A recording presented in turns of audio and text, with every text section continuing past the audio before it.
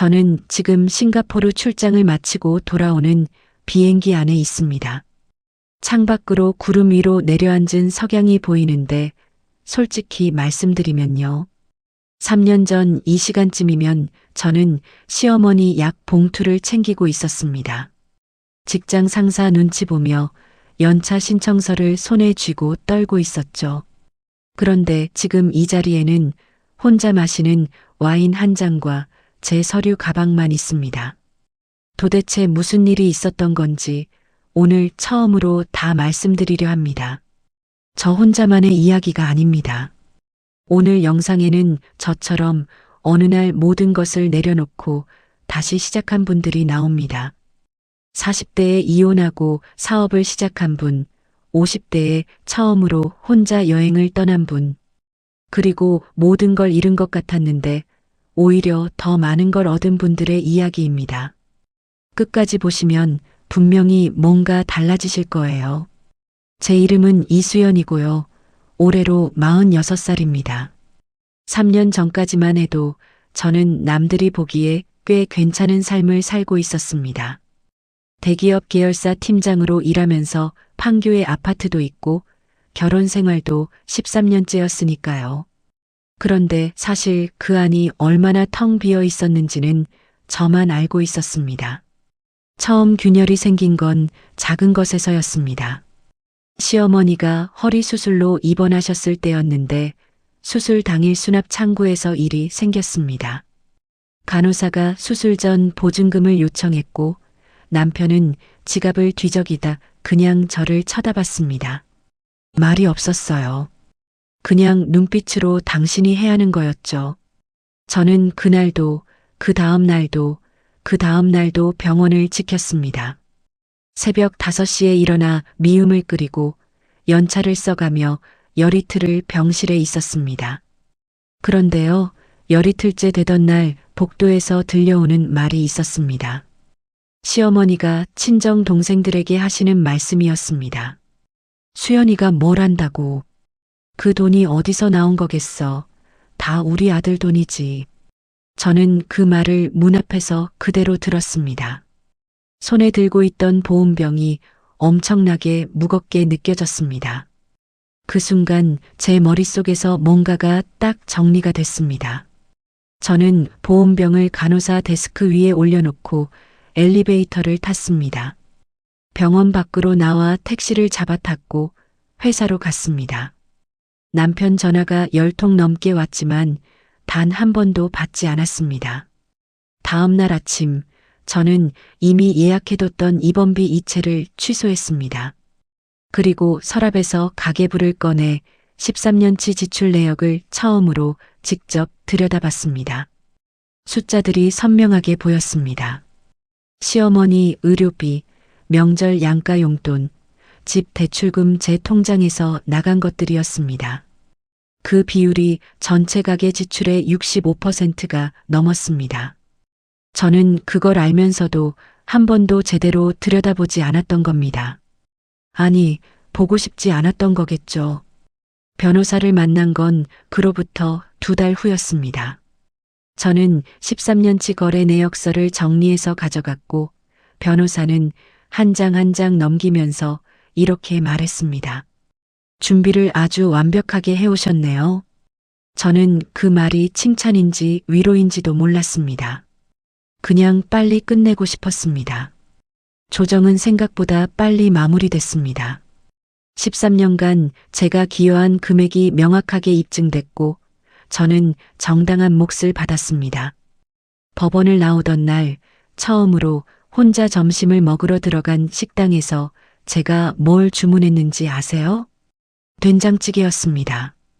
아무도 국물이 짜다고 하지 않는 된장찌개요. 그게 그렇게 맛있을 수가 없었습니다. 제 이야기를 들으신 분들 중에 비슷한 상황에 계신 분들이 분명 있을 거라 생각합니다. 오늘은 저처럼 어느 한순간을 계기로 삶이 바뀐 분들을 3분 모셨습니다. 각자의 이야기를 들어볼게요. 첫 번째로 만날 분은 올해 52살 황미경 씨입니다. 황미경 씨는 3년 전까지 25년 넘게 가정주부로 사셨습니다. 자녀들 키우고 시댁 대소사 챙기고 남편 사업 서류 정리까지 도맡아 하셨다고 합니다. 그런데 어느 날 세탁소에서 남편 양복 주머니에서 영수증 하나가 나왔습니다. 본인 이름도 본인 서명도 없는 계좌로 빠져나간 돈이 거기 찍혀 있었습니다. 처음엔 그냥 눈을 감으려 했어요. 근데 그날 밤에 눈이 안 감기는 거예요. 내가 25년 동안 뭘 위해 살았나 하는 생각이 머릿속에서 안 떠나더라고요. 황미경 씨가 처음으로 한 일은 자격증 책을 사는 것이었습니다. 주변 누구한테도 말하지 않고 혼자 새벽에 일어나 공부를 시작했습니다. 사회복지사 자격증이었는데 처음엔 자신이 없었다고 합니다. 40대 후반에 다시 공부를 시작한다는 게 창피하기도 하고 겁도 났다고요. 그런데 시험장에서 본인보다 나이 많은 분들을 봤을 때 용기가 생겼다고 합니다. 나보다 10살은 더 많아 보이시는 분이 앞자리에 앉아 계신 거예요. 그때 생각했죠. 아, 나 아직 늦지 않았구나. 황미경 씨는 지금 지역 복지관에서 일하고 있습니다. 월급이 많은 건 아니지만 매달 25일 통장에 본인 이름으로 찍히는 숫자가 그렇게 뿌듯하다고 했습니다. 이게 내 돈이에요. 처음으로 내가 번 내 돈. 두 번째로 만난 분은 48살 최준혁 씨입니다. 최준혁 씨는 20년 넘게 중소기업 영업부장으로 일하셨는데 어느 해 연말 인사에서 본부장 승진이 또 한 번 밀렸습니다. 그것도 본인보다 경력도 짧고 실적도 낮은 사람에게 자리가 돌아가는 걸 눈앞에서 보셨다고요. 사표를 내야 하나 말아야 하나 2년을 고민했어요. 근데 고민하는 동안 시간만 가더라고요. 그게 제일 후회됩니다. 최준혁 씨가 퇴직을 결심한 건 아이러니하게도 어머니 병문안 때문이었습니다. 병원 복도에 앉아 있는데 창밖을 보면서 이런 생각이 들었다고 합니다. 나 이렇게 살다가 나중에 저 자리에 누웠을 때 내가 진짜 하고 싶었던 게 뭔지 생각할 수 있을까? 그분이 선택한 건 귀농이 아니었습니다. 뜻밖에도 카페였습니다. 부산 영도에 작은 카페를 열었는데 항구가 내려다 보이는 자리라고 합니다. 처음 1년은 적자였습니다. 솔직하게 말씀해 주셨어요. 아내한테 미안했죠. 근데 아내가 그러더라고요. 당신이 웃는 얼굴로 퇴근하는 거 처음 봤다고. 지금은 주말이면 자리가 없을 만큼 손님이 온다고 합니다. 최준혁 씨가 가장 달라진 건 표정이라고 했습니다. 이제 아침에 눈 뜨는 게 기대돼요. 오늘은 또 어떤 손님이 올까 싶어서. 세 번째 분은 55살 박정숙 씨입니다. 박정숙 씨의 이야기는 조금 다릅니다. 남편도 좋은 분이고 가정도 큰 문제가 없었다고 합니다. 다만 본인이 평생 나는 나중에를 반복하며 살아왔다는 겁니다. 아이들 다 키운 다음에 시어머니 건강이 좀 나아지면 남편 사업이 안정되면 그렇게 미루다 보니까 막내가 대학을 가던 해에 거울을 봤는데 낯선 얼굴이 거기 있었다고 합니다. 내가 언제부터 이렇게 됐지 싶었어요. 내가 뭘 좋아했는지도 기억이 안 나는 거예요. 정말로. 박정숙 씨가 다시 찾은 건 23살에 포기했던 그림이었습니다. 미대를 가고 싶었는데 형편이 안 돼서 포기했다고 하더라고요. 30년 만에 문화센터 수채화 수업을 등록했을 때 손이 떨렸다고 합니다. 근데 붓을 잡는 순간 막 울컥하는 거예요. 왜 이제야 왔냐고 스스로한테 화가 나면서. 지금 박정숙 씨는 지역 갤러리에 정기적으로 작품을 내고 있고 SNS에 그림을 올리면서 팔로워가 3만 명을 넘었습니다. 작은 온라인 클래스도 열었는데 수강생이 전국에서 모인다고 합니다. 저한테 배우러 오시는 분들이 다 저랑 비슷한 나이예요. 그분들한테 제가 늦지 않았다고 말해드릴 수 있어서 좋습니다. 세 분의 이야기를 들으면서 제가 느낀 게 하나 있습니다. 세 분 모두 한 가지 공통점이 있었는데요. 전환점이 된 그 순간 아무도 도와주지 않았다는 겁니다. 황미경 씨는 새벽에 혼자 책을 폈고, 최준혁 씨는 혼자 사표를 썼고, 박정숙 씨는 혼자 등록 서류를 챙겼습니다.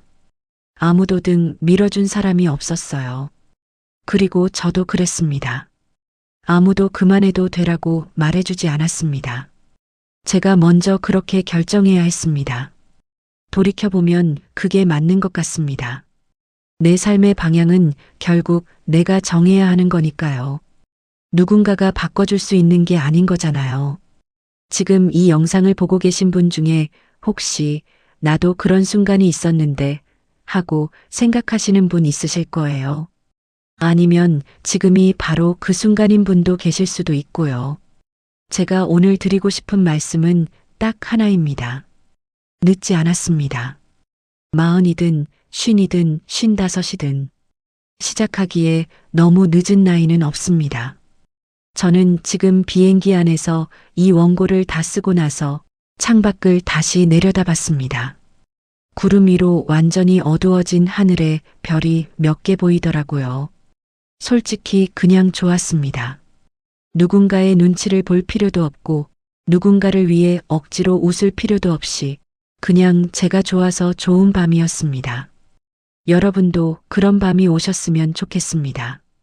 오늘 영상이 조금이라도 도움이 됐다면 댓글에 한 줄만 남겨주세요. 지금 어떤 상황에 계신지 아니면 이미 새 출발을 하셨다면 그 이야기도요. 그 댓글 하나가 누군가에게는 정말 큰 용기가 될 수 있습니다. 다음 영상에서 또 뵙겠습니다.